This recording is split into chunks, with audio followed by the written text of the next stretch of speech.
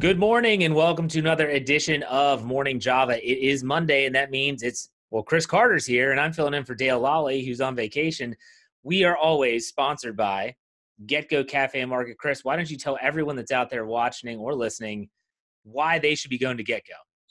GetGo is amazing right now. They've got the fresh food, they've got the curbside delivery. They're clean, they're quick, they're easy, and they're working with the customers to make it easy. If you need food and you're tired of having to go through all the shuffles of the problems that have been going on with COVID-19, GetGo is an easy option. I've used them several times. They've bailed me out when I realized I didn't have enough food to make dinner, or places were closed. I was like, well, if GetGo is open, let me get some fresh food, get something in me, and it's good too. So definitely check out GetGo, y'all. It's a great service, and we're proud that they're one of our sponsors. Absolutely, and it's going to be a football Monday as it normally is.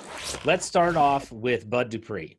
The biggest news that came out of Pittsburgh Steelers camp, if you want to call it that, not training camp, but their organization, is that Bud Dupree filed a grievance about his position label as it pertains to the franchise tag. Now, Bud Dupree has already signed his franchise tag tender. He was locked in at just over $15 million for this year, guaranteed money, and that was labeled as a linebacker. Now, as people that know the Steelers system is a 3-4, and that outside linebacker is a linebacker. Bud Dupree, and so is Shaq. Who's the linebacker down in Tampa Bay? Shaq Barrett, that's his name? Shaq Barrett, yeah. Yeah. He's doing it. Matthew Judon of the Ravens also did this. They're basically saying, well, we're kind of more of a defensive end than we are a linebacker, and the reason why they're doing this is money. They can get an extra $2 million based on that. Now, Shaq Barrett down in Tampa is at the same point of this process as Dupree, where they filed the grievance. Nothing has been resolved. Matthew Judon and the Ravens came to deals, I think it was $16.8 million. So they found a middle ground, and now they're done for that year. When you first heard this news, Chris, what was your reaction? It made perfect sense. We've seen this battle across the NFL with a few more instances.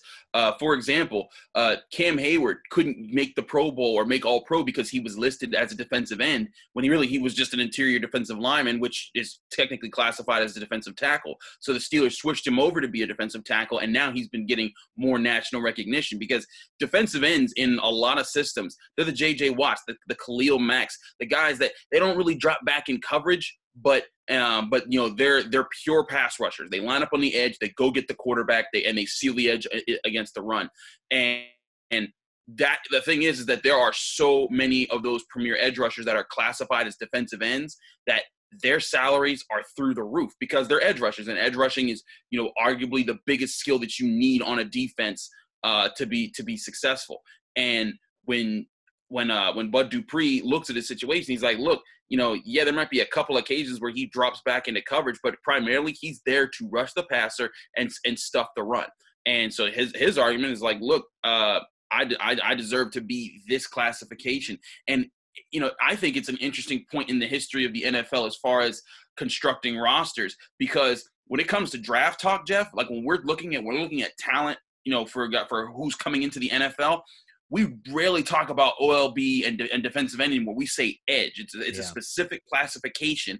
And I think that the NFL may serve itself well to just say, you know what, that's what we're going with. Because when you look at this outside linebacker versus defensive end, I mean, the traditional OLBs of the past, like Jack Cam, are few and far between when it comes to those cover linebackers that are specifically lining up on the outside.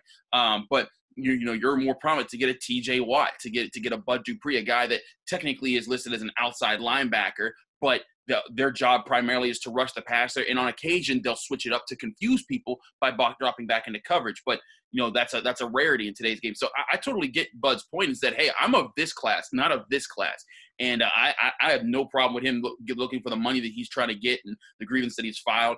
I'm interested to see how the NFL interprets this and how this will impact how rosters are created, not just created, but how salary caps are formed and how this impacts franchise tags. Because if they create that classification of a pure edge and get rid of necessarily you're an outside linebacker or defensive end, what does that do for teams in these negotiation points with players in the near future? Well, not only that, they just wrapped up their CBA. You would think that this would have been addressed in the CBA in regards to looking at the past, these grievances that have already taken place, and saying, let's eliminate this. just because a defense plays a 3-4 compared to a 4-3, whether it's Cam Hayward as a defensive end when he's really an interior defensive lineman, like you mentioned, I don't know. But here's the thing that I want to ask you about is that the readers of our site and even on social media, they've been ripping Dupree to pieces over this, calling him greedy. The guy has a chance to make an extra $2 million, and he's running on a 1-year contract. Personally, I don't blame him for trying to get as much money as he can. Like you just eloquently said, he probably deserves to be categorized as a pass rusher and not as a linebacker. You don't think this is a money grab? I mean, it is technically, but ultimately, he deserves his $2 million if that's what they deem it's right. Don't you agree? I completely agree. I mean, people look at NFL players because they're millionaires. Some of them are millionaires because a lot of them aren't. They're the practice squad guys, the guys that make league minimum. But the people like Bud Dupree that are on contracts for millions of dollars, they say, man, what does he need? He's fine. He'll make more money now than I'll ever in my entire life. But you look at Bud Dupree and he's just an employee, just like anybody else. Imagine if you were at your job and you were an engineer and there was a specific class of engineers that you qualified for and that you did the work for, but then you were classified as a different type, and that made you get a lower type of pay. You'd be upset about that, right? It's a worker thing. It's a labor issue. And I look at Bud Dupree. I think he has a good point. I have no problem with him trying to get more money. It's not like he's trying to fleece anybody. He's like, look, I do this classification of skill. I deserve that kind of pay for this franchise tag deal. And for anyone that thinks oh, well, he's got a future, but you know what? This is Bud Dupree, the same man who saw his brother Ryan Shazier go down and never, he never played football again. We weren't sure if he was ever going to walk again. You see injuries like that in the NFL, and you think, I don't need to get my money right now as fast as I can and make sure that not only that I'm secure, but the future of my family's secure. You get yours, man. And I have no problem with Bud Dupree's stance. I think I get it. Fans have this reaction a lot that the players make too much money. But you know what? People need to realize, when they make more money, when the players make more money, off of the salary cap, that money doesn't come out of your pocket. It comes out the owner's pockets. It's that money that they're getting. It wouldn't be going to the taxpayers. It would be sitting right in the owner's pockets, and they'd be able to do with it more what they want. I think that Bud Dupree's fine in what he's asking for. I think when players fight for more money and more slices of the pie, considering that they are the entertainment, they're the reason we go to watch, not the owners, not the staff behind the scenes. We're going to watch these supreme talents play. They drive the league. I think they have every right to ask for that. All right, Chris. So here we have Monday today. NFL and the NFLPA are supposed to meet. They haven't been meeting that often, but they've been definitely throwing proposals back and forth, whether it's about testing, whether it's about the preseason, whether it's about finances. The NFL said that they wanted 35% of players' 2020 salaries to go into escrow. All this stuff is going back and forth. When we're talking about these negotiations, because these are paramount, as we're already almost in the middle of July and training camps are supposed to start in about 2 weeks, they need to get this stuff settled. Now, if they don't get it settled, the NFL, just like the Major League Baseball did, they could just say, look, we can't come to terms. You got to go to work. And if the NFLPA wants to file a grievance, they can certainly go through that process. Major League Baseball didn't, shockingly. I don't think the NFL wants that to get to that point, though. So what is the biggest concern that you have, or the biggest issue you see in these negotiations between the players and the owners? There's two things. First thing, safety concerns, making sure that everyone feels comfortable with COVID and how the NFL is at least what the efforts are to protect the players. I think the players, there are a lot of players that are really concerned about it, not just for themselves, but for their families and for how this is going to work. The NFL is not going to be able to do bubble cities. So, this is going to be a huge experiment. And, these guys feel like they're the subjects that are going to be at risk. So a lot of them feel that they want protection. But two, and arguably the biggest thing, is who's going to offset the costs or the loss of funds and revenue from the lack of fans in the stands. Even if we do get like 14,000 people in the stands, at every stadium, even if that's it, you're still losing lots of money there.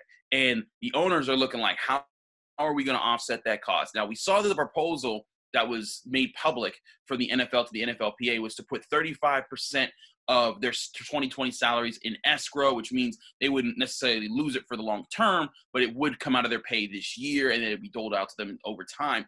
NFL players thought that was a joke. I understand it. They just went through this whole CBA process where basically they bent over backwards. They gave the owners everything they wanted. You got the extra games, you got the extra playoff games, you got the regular season games coming up. They gave you what you wanted. So it's like, now that we've given you everything you wanted, you should come back and you still want to take more. I get the players' stance on this, and it seemed like it was an emphatic no of laughter from players. Now, some of them said, like Devin Bush called it a pay cut. That's not technically accurate, but I think that's besides the point, Jeff. They know it's like, listen, we're doing all this for you. When the league makes more money, our salaries don't go up. Now, the salary cap goes up, and guys down the line will make more money. But when TJ Watt has 13, 14 sacks, he doesn't get a boost in his rookie salary that year. He has to wait till his next contract to come up. And the players are probably like, look, we are set to make this money that we agreed to right now. And we want what we're owed. Go somewhere else and find the money. Or, again, you're the billionaire owners. Make it work amongst yourselves. You can survive. And Drew Rosenhaus, the agent, the biggest agent in football right now, he brought up there are several mechanisms that the NFL knows over the next 5 years, with the extra playoff games this year and the extra regular season games and playoff games in the future, there's about to be a boom in revenue once things get back to normal in this country, whether that's this year or next year or the year after that. And the NFL could spend more money now to keep things normal and maintain the salary cap and over the next couple seasons. And then by the time things are normal and they have those more games, the revenue will be so overwhelmingly, over the budget that they've normally had, that it will balance it out. It'll pay them back in more, and then they'll be able to expand the salary cap the way that they were planning to anyways. I think this is the owners trying to present this situation of, listen, there's no other way to do this. You just got to take this money hit. And the players are like, we've fallen for this for like 40 years. We're done. And I thought that the counter proposal by the NFLPA was actually legitimate. They said, let's stretch out the losses from 2020 to, I think, 2033, a little over 10 years, stretch it out, use those future earnings, which is something that the league has talked about already. The players also proposed to have a COVID-19 stipend in case games are cut, meaning, let's say we start the season, something happens, and all of a sudden they say we got to can it. And if that happens, then they would say, well, let's have guaranteed money for us, the players, in case that does happen. Because like you said, for every millionaire that's making $1 million a season, there's another one that's making the bare minimum and is having a 3 to 4 year lifespan in terms of his NFL contract. I think that ultimately, let's not overlook the preseason. The fact that the NFLPA does not want any preseason games, and yet the owners want to. The coaches, I guarantee, are like, we need something to evaluate some of these players. Even if it's just 2 games, we need something. Now, Dale Lally has gone on record by saying he guarantees 2 preseason games because he thinks that the players never want to play preseason games, and that they'll eventually say, okay, we'll give you 2 preseason games, but we got to get something. This is a negotiation. How do you see it playing out?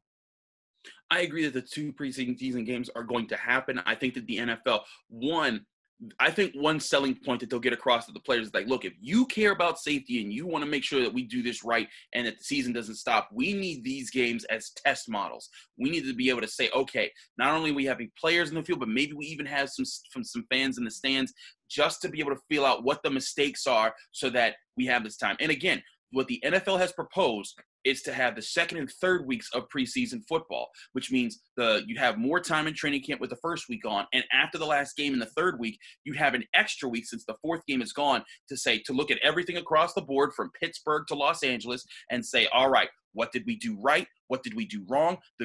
We cannot afford week 1 to be a mistake or to be a flop. We have to make sure this is right, and this would give them more time to make sure it's safe. I think that that's a really good selling point that the NFL can and will use in these negotiations, and that they're going to get their preseason games. I mean, I think that anything that pertains to negotiations is going to be worked out by the NFL, particularly because the NFLPA hasn't been that strong of a union. It's arguably the weakest union in the 4 professional sports. But on top of that, I think that they're a lot closer to understanding, like, look, we just want X, Y, and Z right here. And the owners know that, hey, if we can get football back in the fall, it's going to boom. It's going to, I think the ratings are going to skyrocket even more than what they normally are, because people are hungry for sports. They want something. So I think we're going to have the preseason as long as COVID stays in check, and, there's not pressure to say, hey, let's shut everything down for a little longer. But I think that if all goes in a predictable path, and this has been anything but a predictable year, but I think that there's a shot that we could have preseason football and then eventually regular season football with good checks and balances to make sure the players are safe.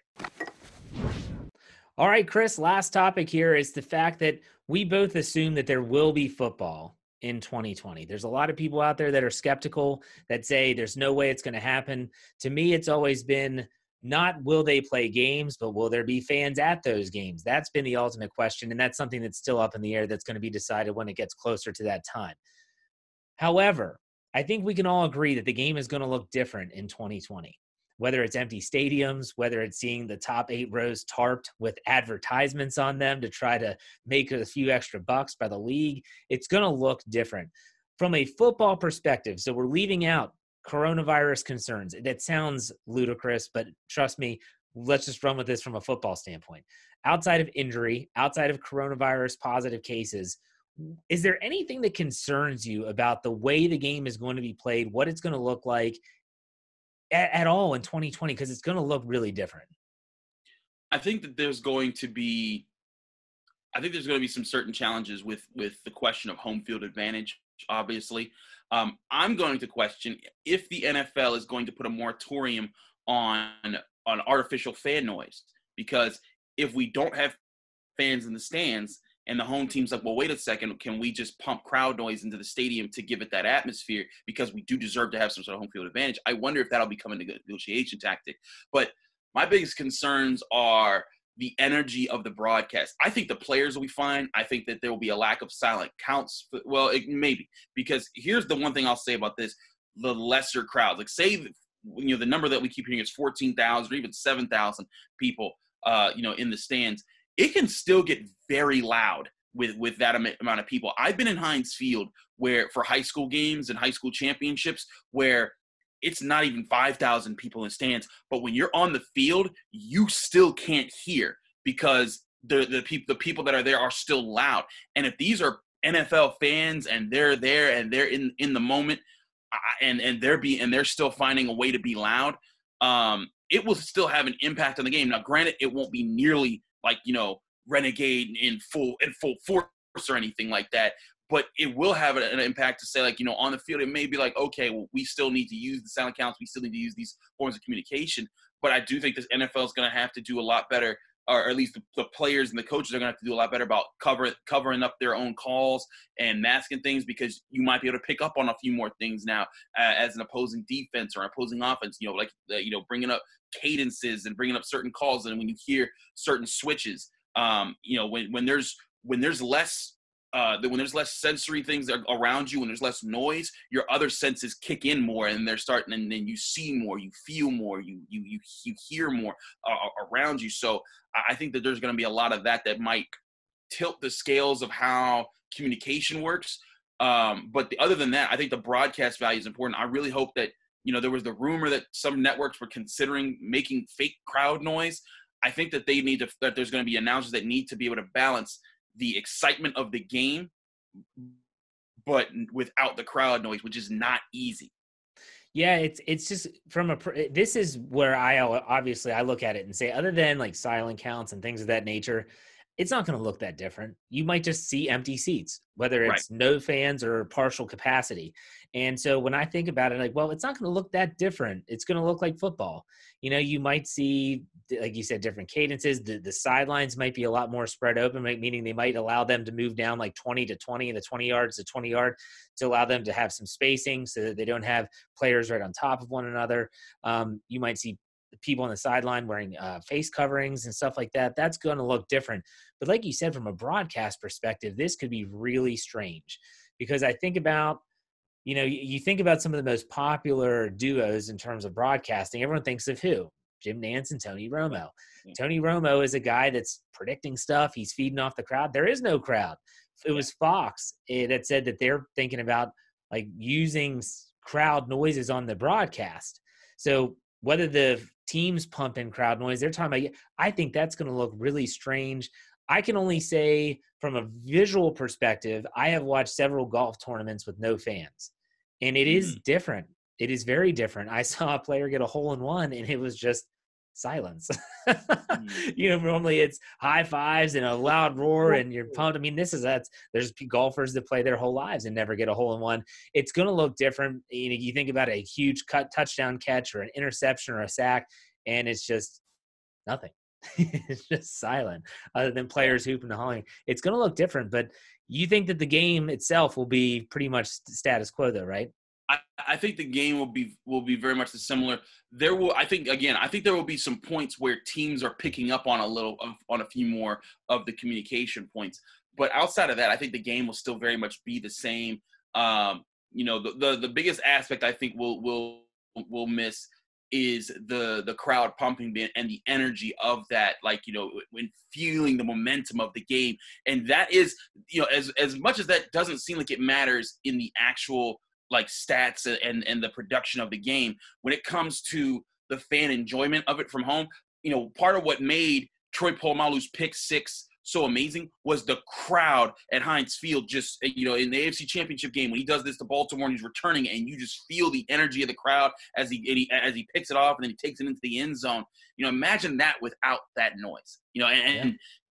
What would that sound like to you as a fan watching it from home? And that's what's going to be the big determinant, because again, we're talking about, if the NFL's losing revenue from fans not being there, they're going to need much higher ratings, to boost and say, hey, advertisers, guess what? We're doing really great now. Y'all need to kick in a little bit more. And for the advertisers to be like, well, we can't lose out on this because there's millions of more people even watching, and they're already the number one ticket in the country when it comes to entertainment. I agree that I don't think the play is necessarily going to be impacted as much. It's going to be the production. And I really hope that nobody goes for the fake crowd noise as part of the broadcast. If stadiums do it, I think that's a different story. But when you do it as a broadcast, it comes off like a laugh track. I think that's going to be a huge thing.